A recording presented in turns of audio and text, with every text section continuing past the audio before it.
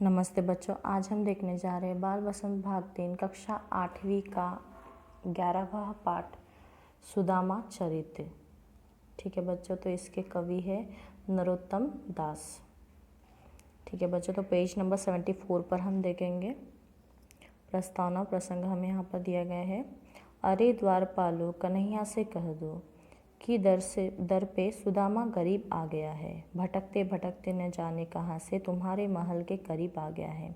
यहाँ पर कहा गया है कि अरे द्वारपालो, द्वारपालो में से जो द्वारपाल रहता है ना, जो यानी ध्यान रखता है द्वार पर, है ना, जो निगरानी रखता है, उसे यहाँ पर कहा गया है कि कन्हैया से कह दो, मीन्स कृष्णा से कह दो कि सुदामा आ गया है।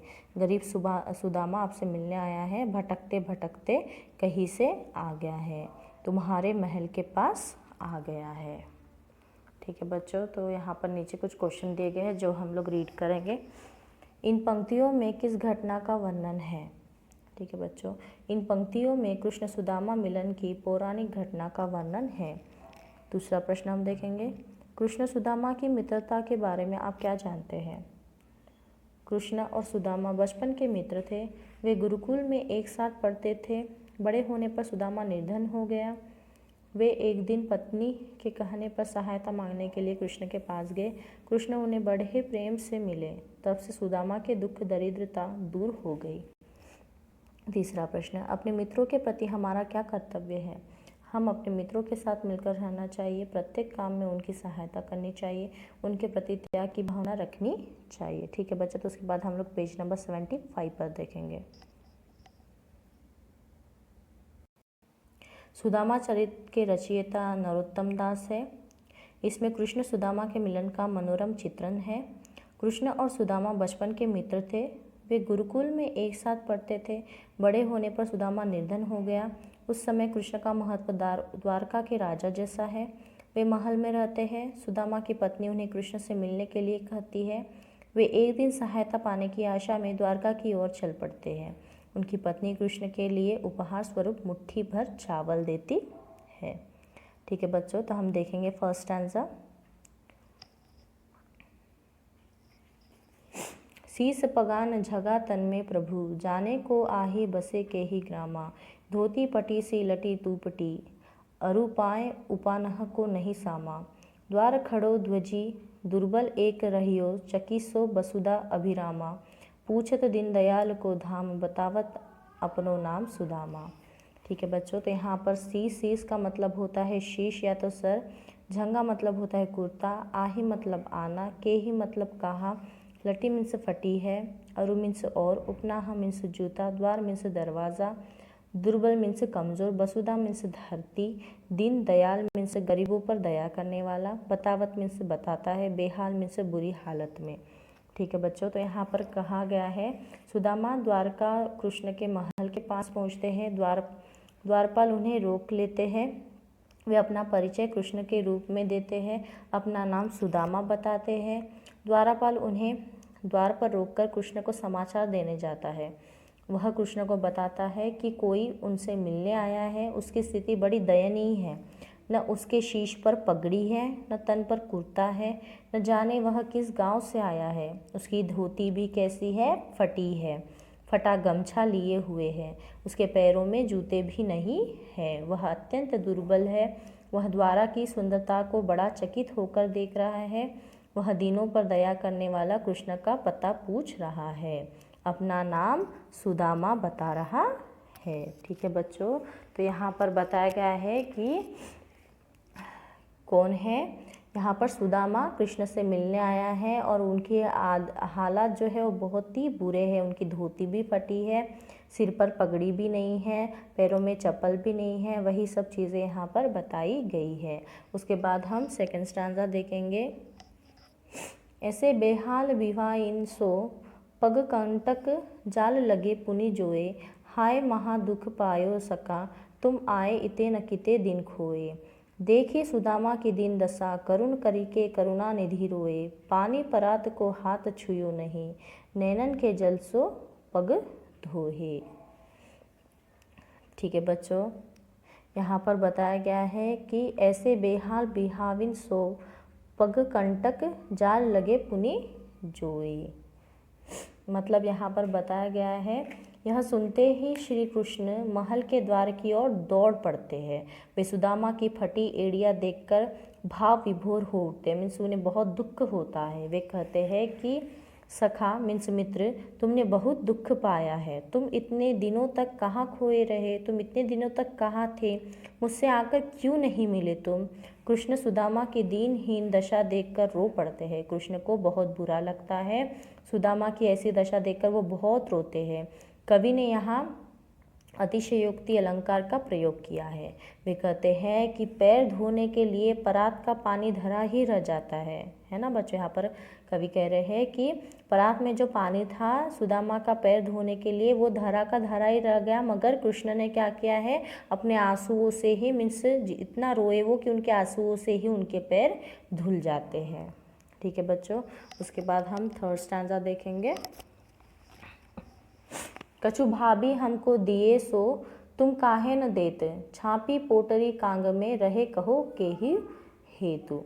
आगे चना गुरमातु दये ते लय तुम चाबी हमें नहीं दीने। श्याम कहियो मुस्काए सुदामा सो चोरी की बान में हो जू प्रवीणे। पोटरी कांख में छापी रहे तुम खोलत नाही सुधा रस भीने। पाछिली बानी अजो न तजो तुम तैसे ही भाभी के तंदुल किन्हे। ठीक है बच्चों, तो यहाँ पर कहा है, तभी कृष्ण देखते हैं कि सुदामा अपनी बगल में कुछ छुपा रहा है। वे मुस्कुराकर सुदामा से कहते हैं कि भाभी ने ज़रूर मेरे लिए कुछ भेजा है, तुम उसे क्यों छुपा रहे हो, मुझे क्यों नहीं दे रहे हो। तुमने बचपन में भी गुरु माता का दिया चना मुझसे छिपा कर खा लिया था। यहाँ पर कृष्ण कह रहे हैं कि जब हम बचपन में भी यानी गुरु माता चना देती थी तो तुम मुझे नहीं देते थे, छुपा कर खा लेते थे। तुम चोरी करने में बचपन से ही प्रावीण्य हो, मीन्स तुम बहुत ही ज़्यादा फास्ट हो चोरी करने में। कृष्ण उस पोटली का चावल सुदामा से ले लेते हैं और कृष्ण क्या करते हैं, जो पोटली उनकी पत्नी ने दी होती है सुदामा की, वो पोटली वो लेते हैं, उसमें का चावल वो ले लेते हैं, उस चावल की प्रशंसा करते हैं, मीन्स उस चावल की प्रशंसा वो करते हैं, मीन्स तारीफ करते हैं। हुए कहते हैं कि यह तो अमृत रूपी स्नेह रस से भीगा है। वो कहते हैं कि ये तो कैसा है, अमृत के जैसा रस में से प्रेम से भीगा हुआ है, ये प्रेम भरा है। तुम अपनी पुरानी छिपाकर खाने की आदत नहीं भूले हो, तुम अपनी पुरानी आदत नहीं भूले हो, जैसे तुम पहले छुपाकर खाते थे। जबकि सुदामा कृष्ण की ठाट बाट देखकर उन्हें मुट्ठी भर चावल उपहार स्वरूप देने में संकोच कर रहे थे। जबकि क्या होता है, सुदामा को थोड़ा क्या होता है, उनका जो यानी ठाट बाट है, यानी इतनी उनकी जो ये है ठाट बाट, वह देखकर उनको शर्म आती है, तो लज्जा आती है कि मैं उन्हें कैसे ये मुट्ठी भर चावल दूँ, संकोच करते हैं वो। उसके बाद नेक्स्ट पारा हम देखेंगे। वह पुलकनी वह उठी मिली न वह आदर की बात, वह पाठवनी गोपाल की कछु न जाने जात। कहाँ भयो जो हब भयो हरि को राज समाज, घर घर कर ओढ़त फिरे तनक तही दे के काज। हऊ आवत नाही हुतो वाही पठ्यो ठेली, अब कहियो सजू समुझाए के बहुधन धरो सकेली। यहाँ पर कह रहे हैं, नरोत्तम दास कहते हैं कि श्री कृष्ण सुदामा जी को देख बड़े प्रसन्न हैं। यह घटना अत्यंत मनोरम है, वह दृश्य अत्यंत मनोहर है, उसे शब्दों में व्यक्त कर पाना संभव है। यानी वो अपना जो सुख है मीन्स आनंद है वो उसे व्यक्त नहीं कर पा रहे, वो बहुत ही ज़्यादा खुश है। वे उनसे अत्यंत प्रेम से मिलते हैं, वे बहुत ही यानी लगाव से प्रेम से उनसे मिलते हैं, उनकी सेवा करते हैं, उनके पैर पखारते हैं, फिर आदर के साथ सुदामा को विदाई देते हैं। सुदामा मार्ग में सोचते हैं कि कृष्ण ने तो मुझे खाली हाथ भेज दिया, उनके राजा होने से भी क्या लाभ, वे तो बचपन में भी थोड़े से मक्खन के लिए घर घर घूमकर चोरी करते थे, वे भला मुझे क्या दे सकते हैं। इस प्रकार वे कृष्ण को कोसते हुए अपने गांव पहुंचते हैं। सुदामा जो है वो क्या कहते हैं कि मैं तो गया मगर कृष्ण ने तो मुझे कुछ भी नहीं दिया। वो तो बचपन में भी क्या करते थे, थोड़े से माखन के लिए घर घर में घूमते थे और माखन चोर के खाते थे। मेरा क्या फ़ायदा हुआ, मैं तो यहाँ पर आया मगर श्री कृष्ण तो मुझे कुछ भी नहीं दिया। उल्टा वो क्या कहते हैं, कृष्ण को कोसते हुए अपने घर गाँव पहुँचते हैं।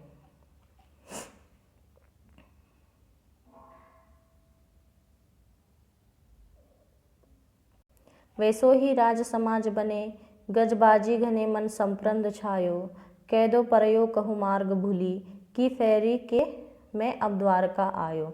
भवन बिलो की बेग के मन लोचत, सोचत ही सब गाँव समझायो। पूछत पाड़े फिरे सबसों पर, झोपड़ी को कहू खोज न पायो। सुदामा अपने गांव पहुंचते हैं, वहां सब कुछ बदला हुआ है। ठीक है, वहां का राज समाज, हाथी घोड़ा देख उन्हें संदेह होता है कि कहीं वे पुनः रास्ता भूलकर द्वारका तो नहीं चले आए। वे अपनी झोपड़ी ढूंढने लगते हैं, लोगों से सुदामा पांडे का पता पूछ रहे हैं, मगर अपने घर परिवार को न पाकर वो व्याकुल हो उठते हैं। मीन्स उनको उनके घर का पता ही नहीं मिलता है और सब कुछ वहाँ पर बदला बदला होता है। घोड़े होते हैं, अलग अलग राजपाट होता है, सब अलग होता है, तो वो कंफ्यूज हो जाते हैं। उन्हें ऐसा लगता है कि कहीं मैं फिर से तो रास्ता भटक नहीं गया और फिर से कृष्णा के पास तो नहीं आ गया। उसके बाद हम लास्ट पैराग्राफ पूछेंगे। कै वह टूटी सी छानी हती, कह कंचन के अब धाम सुहावत। कै पग में पनही न हती, कह ले गजरा जहू ठाठे महावत। भूमि कठोर पे रात कटे, कह कोमल सेज पे नींद न आवत।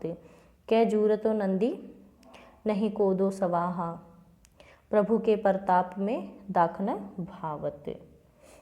कोई सुदामा को उन्हीं का पता बताता है। सुदामा देखते हैं कि टूटी झोपड़ी की जगह अब सोने के सुंदर महल खड़े हैं। पहले पैर में जूते तक न थे, अब यहाँ पर हाथी लिए महावत खड़े हैं। पहले जहाँ कठोर धरती पर सोते थे वहाँ कोमल सेज बिछे हुए हैं, लेकिन उन पर भी अब नींद नहीं आ रही है। वे पहले मोटा अन्न खाते थे, आज अंगूर आदि फल भी मन को नहीं भाते हैं। वे सोचते हैं कि कृष्ण धन्य है, उन्होंने उपहार स्वरूप इतना कुछ दिया। वे चाहते तो द्वारका में भी मुझे ये सब दे सकते थे, लेकिन शायद वे मुझे नीचा नहीं दिखाना चाहते थे, इसलिए उन्होंने यह परोक्ष मार्ग अपनाया। ठीक है बच्चों, तो यहाँ पर बताया गया है कि जो उनके जो मित्र है, कृष्ण के मित्र जो है सुदामा, उनके बारे में यहाँ पर बताया गया है कि जब वो कृष्ण से मिलने जाते हैं तो कृष्ण उनसे बहुत अच्छे से उनका सत्कार करता है, उनसे ठीक से मिलता है, उनकी विदाई भी ठीक से लेता है और उन्हें आशीष स्वरूप इतना सब कुछ देता है। तो मैं आशा करती हूँ आपको इस कविता का मतलब समझ में आ गया होगा। ठीक है बच्चों, धन्यवाद।